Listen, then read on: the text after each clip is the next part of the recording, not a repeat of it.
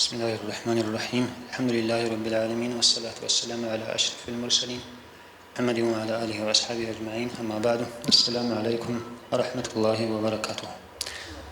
Уважаемые братья и сестры, я поздравляю каждого из вас с этим светлым праздником, с месяцем, в котором появился на свет Господин всех творений, пророк Мухаммад, саллаллаху алейхи вассалям. Всевышний в Коране говорит про пророка Мухаммада, алейхиссалату вассалям: «А'уду биллахи минаш шайтанир раджим, ва рафа'на лака дикрак». Я поднял твое поминание, о пророк Мухаммад, алейхиссалату вассалям.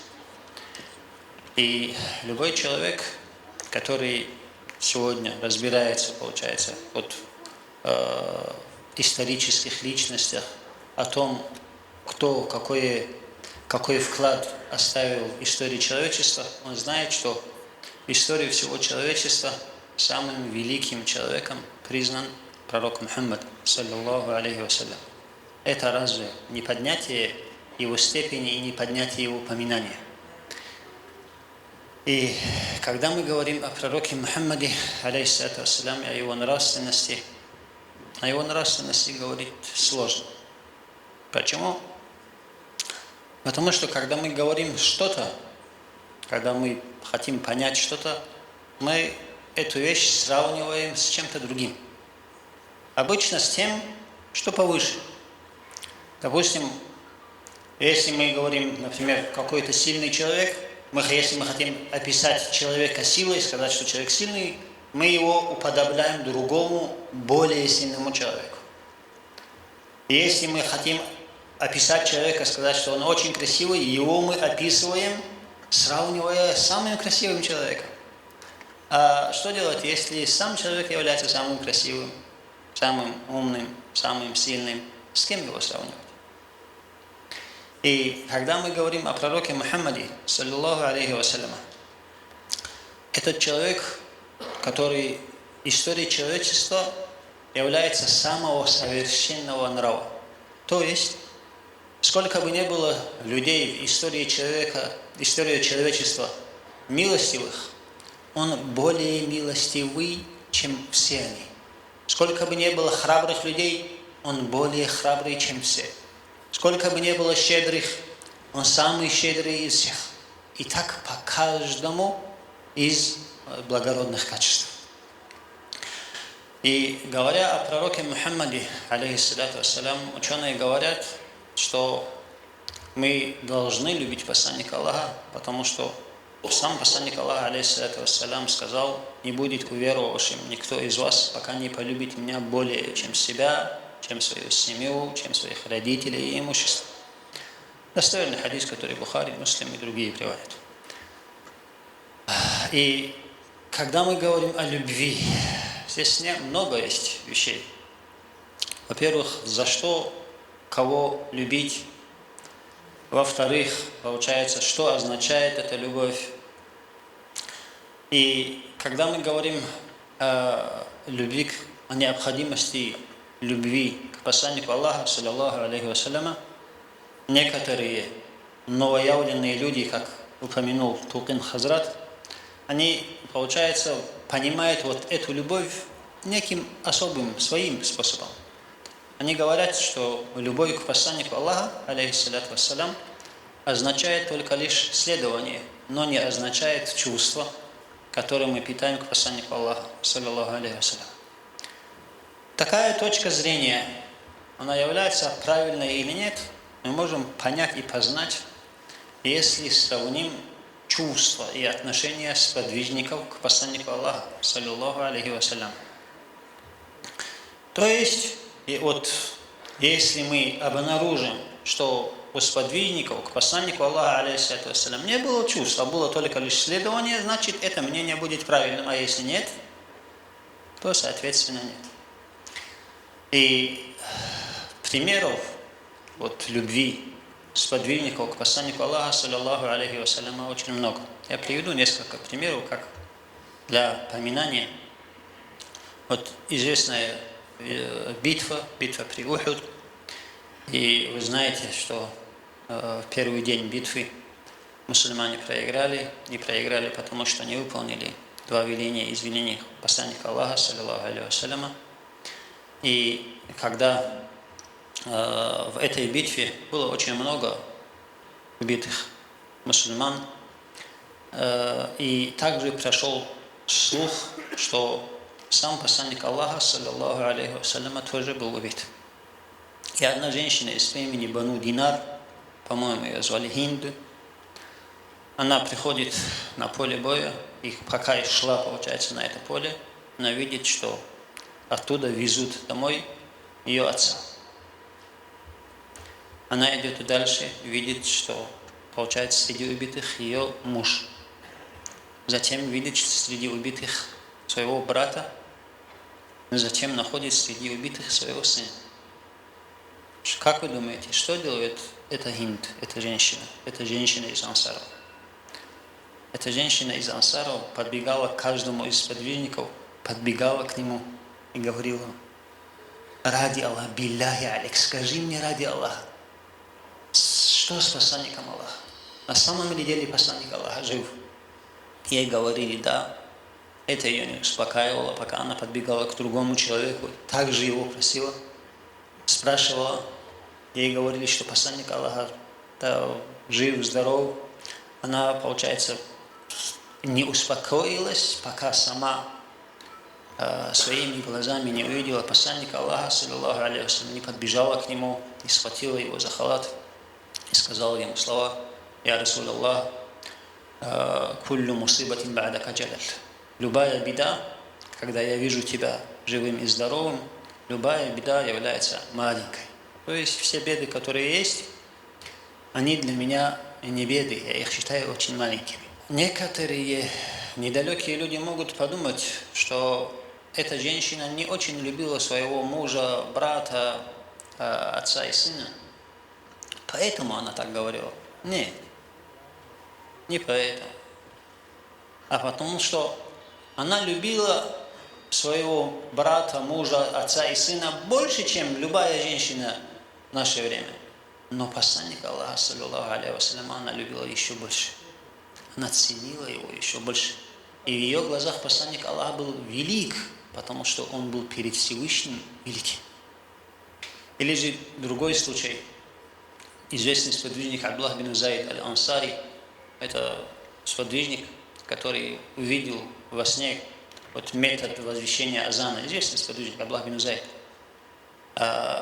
Когда он, получается, в момент, когда посланник Аллаха, алейхиссалату вассалям, покинул этот мир, он находился у себя в саду, занимался определенными работами. К нему подошел его сын и сказал: «О, отец, посланник Аллаха, саллиллаху алейхи вассалям, покинул этот мир».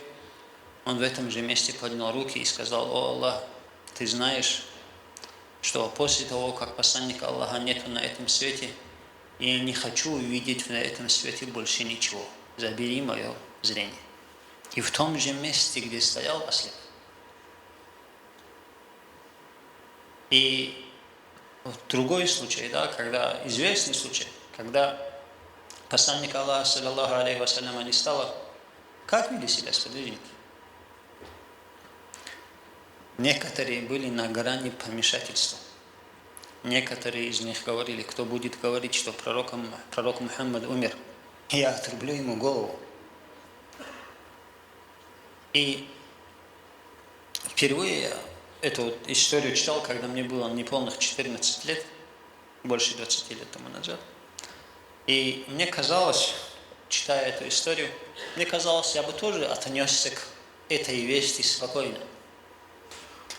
Ввиду своего невежества, я так полагал, имеется в виду, но я бы отнесся к спокойно. Почему? Любя так же, как они, посланника Аллаха, саллиллаху алейхи вассаляма, такую же сильную любовь имея в сердце, если бы меня постигла весть, что посланник Аллаха покинул этот мир, отнесся бы я к этой вести спокойно? Вот в чем вопрос. То есть, когда попозже, пройдя много лет, когда я видел женщин, которые теряют своего маленького ребенка, когда женщина плачет, не верит, не хочет верить, что на самом деле ее ребенок покинул этот мир. Она же знает, что она перед Всевышним много раз отдаст свою жизнь для того, чтобы сохранить жизнь своего ребенка. И она думает, когда я вот так отношусь к этому ребенку Всевышний, неужели получится так, что ты заберешь жизнь моего ребенка, оставив мою жизнь? Так думает мать, любящая мать. И сподвижники любили посланника Аллаха, саллаллаху алейхи вассалям, намного больше. Поэтому они не хотели в это верить. И именно поэтому у них было такое отношение и такая реакция. Теперь вернемся к началу разговора. Если мы скажем, что любовь только лишь следование, вот это только лишь следование или это чувство? Это чувство.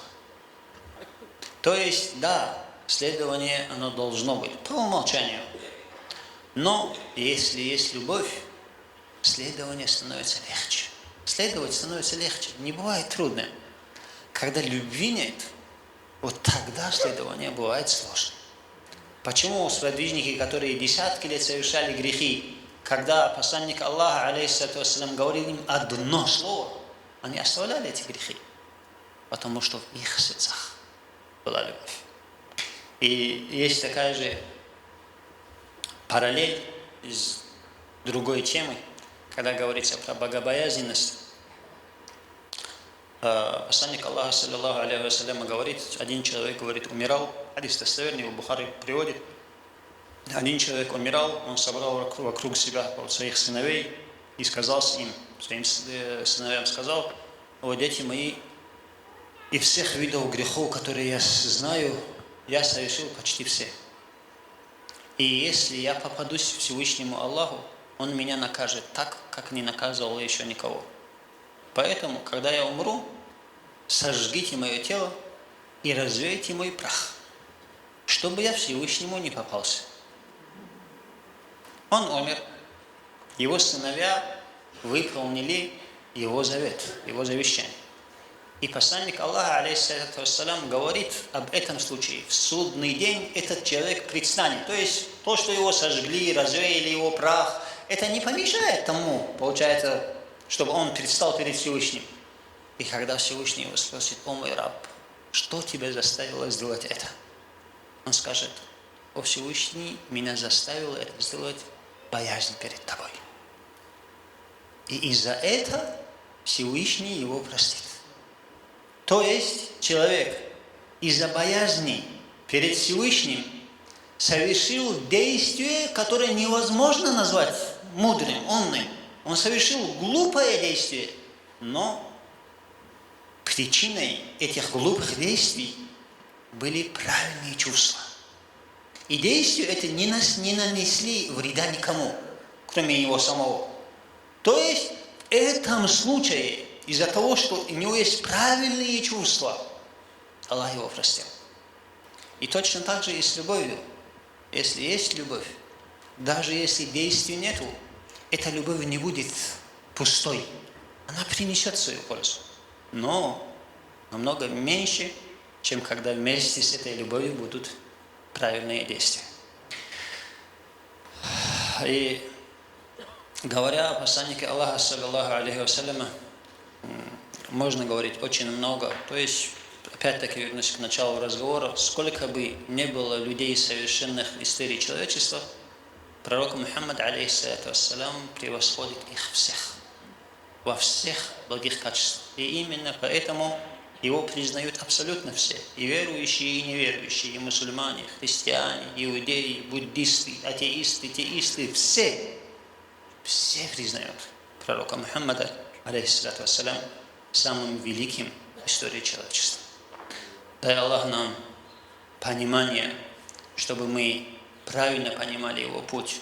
Дай Аллах нам силы, чтобы мы правильно воспитывали своих детей в духе ислама. И дай Аллах нам правильного понимания, чтобы мы шли по правильному пути. И хоть моя речь является долгой, я добавлю пару слов к тому, что говорил Тулкин Хазрат. Опять-таки, к той ситуации, конечно, может быть, есть разрыв между темами, но тем не менее, с той ситуацией, которая есть сегодня в мире. Любой человек, которому больше 40 лет, он помнит Советский Союз. Он помнит, пока Советский Союз существовал, ни одно мусульманское государство в мире не ущемляли. Вне зависимости от того, кто какой лозунг кричит и выкрикивает или держит в руках, когда Россия на коне, когда Россия имеет мощь и силу, сегодня тоже мусульманские страны не ущемляют. Вот это очень такой маленький эпизод для размышления размышляющих.